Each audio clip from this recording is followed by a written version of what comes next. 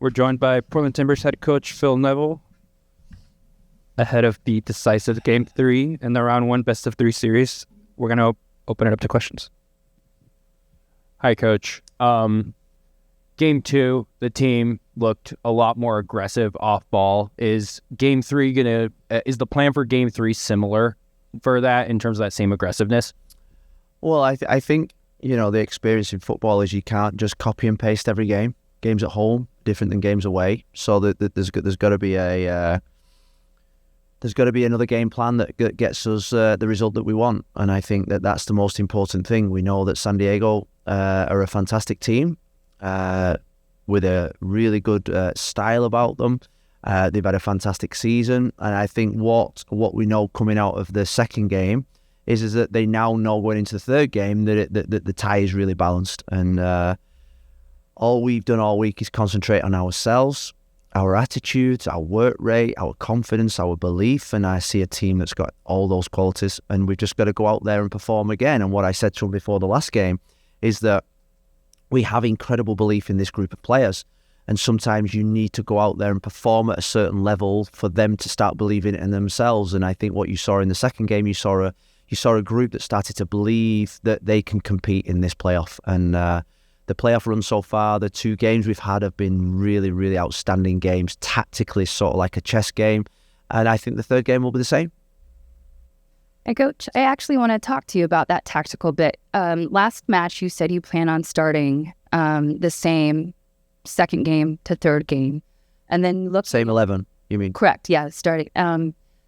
Within that, and then looking at kind of the fouls, the yellow cards, the intensity. Yeah. Do you make that same choice to go that hard and that intense in Game 3, knowing it's winner take all, also knowing all the fouls and everything that can come? Yeah, I think discipline's going to play a major part in the game. We saw that in Game 1 when we lacked it, and we saw it in Game 2 where we had it in abundance. And I've got to say that the referee in the second game was outstanding in terms of the way he managed the game. Yes, you could probably argue that maybe McVeigh could have been sent off for a second yellow, but I think when you're in the cold light today, what you saw was a real experienced referee making experienced decisions and controlling the game of football. And he enhanced the game of football, I thought. And what needs to happen in the third game, we need to have the same level of refereeing performance because why? Because I'd say in the first 2 games, Christoph Felder's been kicked a lot. There's been fouls, there's been contentions, there's been that sort of like emotion in emotional games. You want your attacking players protected. But I think if we have the same level of officiating we had in Game 2, then I think we're in for a real, real good game. And discipline is going to play a part of it for both sides because there's going to be a lot of emotions. Keeping 11 players on the pitch, I think, is vital. But I don't think that will be a worry for our team. You just mentioned Chris McVeigh. He's technically the only starting member of San Diego's backline who can legally buy a beer. So it's a lot of young, inexperienced defenders. Chris likes a beer.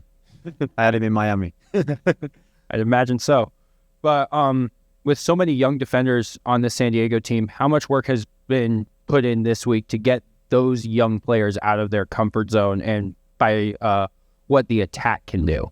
Well, I mean, I've never been one of those coaches that sort of like look at young players, experienced players as any different because we've got a lot of young players and I put a lot of trust in them and I'm sure Mickey does the same with his young players. You look at the left back Bombino, I think he's a fantastic young player. He's had a great season, playing to a real higher level than some experienced players. So I think age for me is just a number. Age for me is just something that you hold on to in terms of as an excuse. They've got some really good young players. We've got some really good young players, and I think what we've seen in both games is that the team that handles the occasion, brilliant atmosphere in San Diego the first game, incredible atmosphere at Providence Park.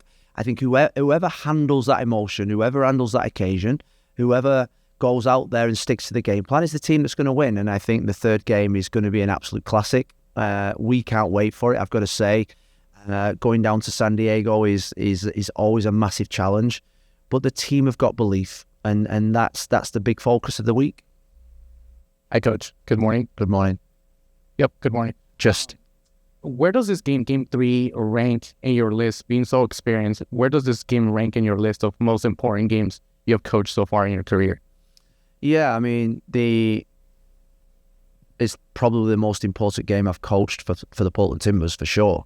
But I hope there's an even bigger one in 2 weeks' time and in 3 weeks' time. So that's where my head's at. I thought that what I experienced in game 2 was Portland Timbers playoff atmosphere. I think that gave us all that, that spine tingling, that goosebump moment, and you realise what the playoff means to this football club. And we've had a lot of success in playoffs over the last 10, 15 years, but maybe the last 2 or 3 years we haven't. So I experienced that. I experienced a team that was never, ever, ever going to let a result get away from us. They kept going. They fought. They committed. They gambled. They took risks. They showed courage.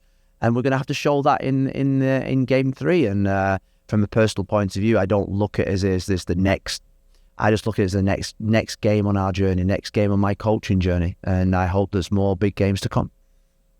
Just one last question for me. Matias Rojas, fully trained last week. He was off the injury report, wasn't in the 11, wasn't in the squad. What's his availability looking like for this game? Yeah, I mean, he's getting closer to where we want to get to. I think he's still, he's still got to get confidence in his body and confidence in the training. He's worked a lot better this week. And we'll probably make a decision on that tomorrow, who travels.